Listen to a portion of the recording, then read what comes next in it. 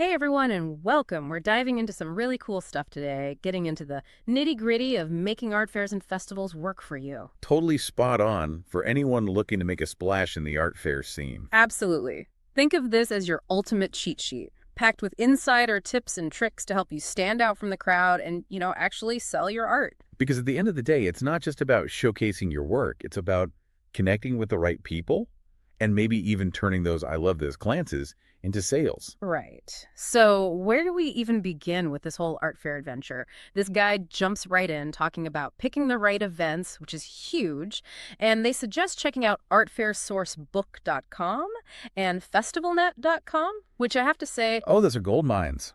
solid recommendations right off the bat. But with so many events out there, how do you even begin to narrow it down? Well, that's where the whole finding your people thing comes in. Imagine playing like a folk song at a heavy metal concert. You might find a fan or two, but You're not exactly hitting the target audience. exactly. And it's same with your art.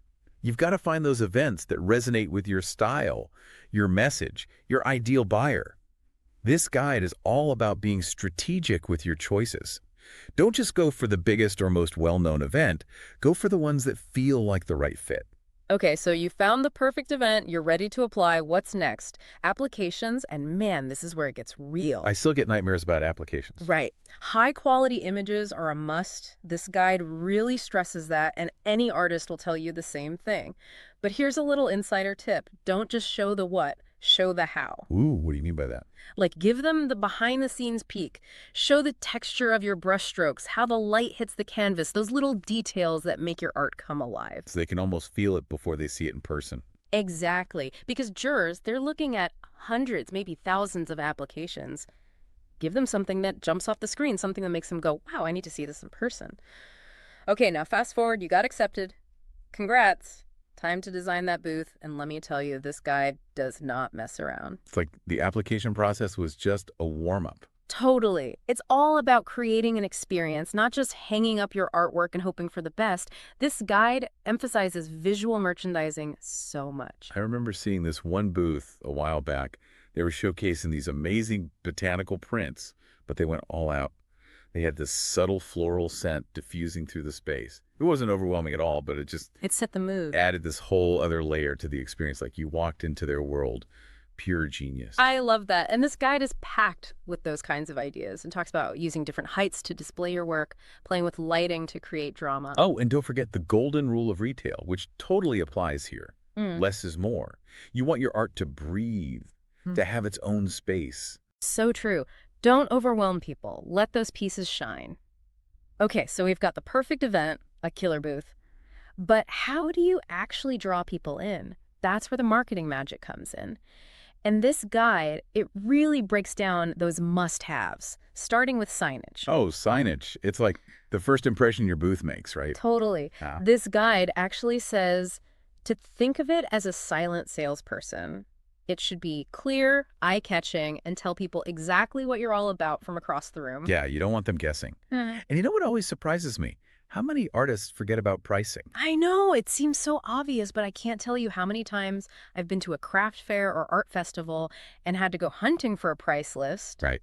Just put it out there. It makes it easier for everyone. Absolutely.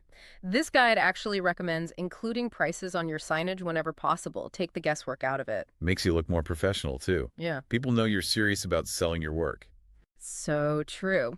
Okay, speaking of looking professional, let's talk business cards. Mm. This guide had a whole section on this, and it's not just about having your contact info on there, although obviously that's important. Right, you want them to be able to find you. Exactly. But this guide talks about treating your business cards like mini works of art themselves. Oh, that's fun. Right. Like, think about the paper you use, the design, the feel.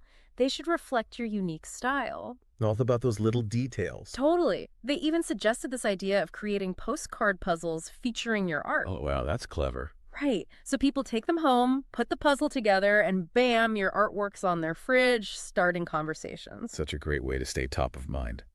Okay, so we've got signage, business cards. What about brochures? Brochures. This guide really dove deep into those.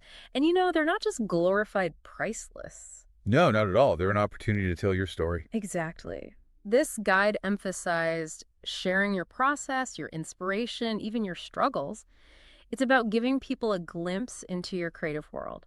And it makes them appreciate the art even more, you know? Like, they see the work that goes into it. Totally. It adds value to your pieces. Right. Now, on to something that might seem kind of boring, but trust me, it's crucial.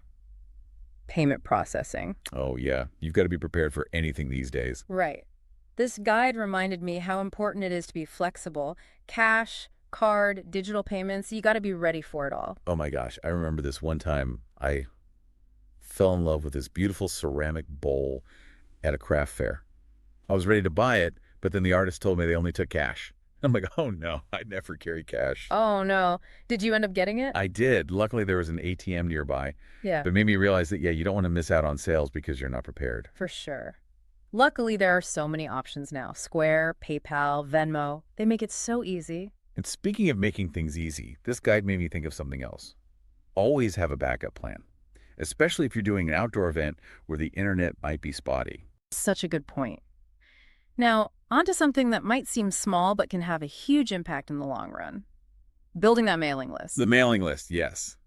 This is something I'm always preaching about. It's like gold. Pure gold. And this guide made me realize that it's about more than just collecting emails. It's about building relationships with people who genuinely connect with your art. It's about creating a community. Exactly. Not everyone who loves your work is ready to buy it right then and there at an art fair, but if you have their email, you can nurture that connection over time. You can invite them to your next show, share updates on your work, let them know about special promotions. It's like planting seeds for the future. Exactly.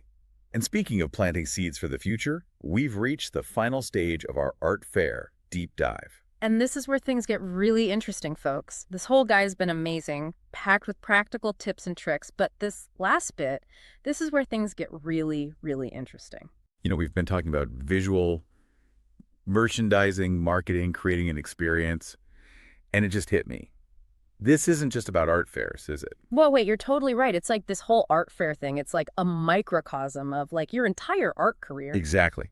Everything we've talked about, the way you present yourself, your art, your story, your brand, it matters everywhere, not just at a fair. Oh my gosh, that's huge. Okay, so you're saying that the same energy I put into designing my booth, like that should translate to my website, my social media, even how I talk about my art in an email. Absolutely. It's all about consistency. You want to create a cohesive experience for anyone who encounters your work, no matter where they encounter it. Online, at a gallery, even just like bumping into you at the coffee shop. Wow, okay. This deep dive just got like philosophical. See, this is why I love these conversations. Always something new to discover. And here's a little something to ponder.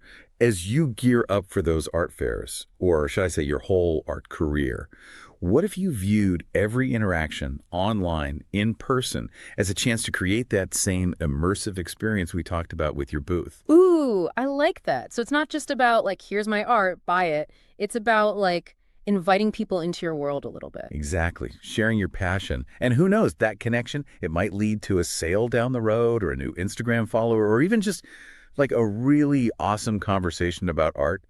The possibilities are kind of endless. That is so well said. This has been eye-opening. I feel like I need to revamp everything now, but in a good way. You totally should. And hey, you got this. You're creating incredible work. You're passionate. You're ready to put in the work. That's what matters. Thank you. And to all you amazing artists out there listening, we're cheering you on. Go out there, make those masterpieces, and absolutely crush it at those art fairs.